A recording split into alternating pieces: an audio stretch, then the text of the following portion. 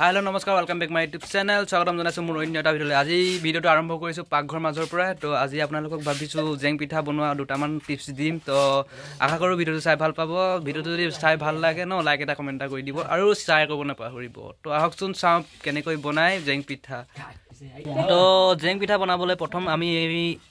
লাহি চাউলটো পিঠা বনাই ল'ব লাগিব ধৰক আপুনি দেখিতে হয় কি এনেকৈ পিঠাটো বনাই ল'ব লাগে তো তাৰ পাছত পানীৰ লগত এনেকৈ মেগনেট কৰিব লাগে ইয়াত দিছে তোমাৰ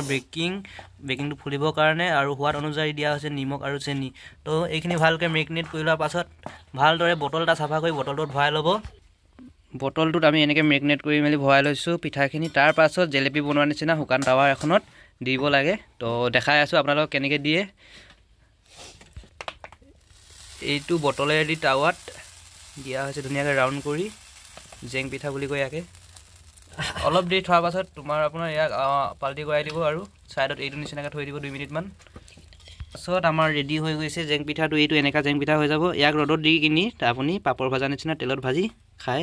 টেষ্টটো কেনেকুৱা লাগে জনাই দিব কমেন্ট কৰি তো ইমানে আছিলে ভিডিঅ'টো আজিলে বাই অন্য এটা ভিডিঅ' লগ পোৱা আশাৰে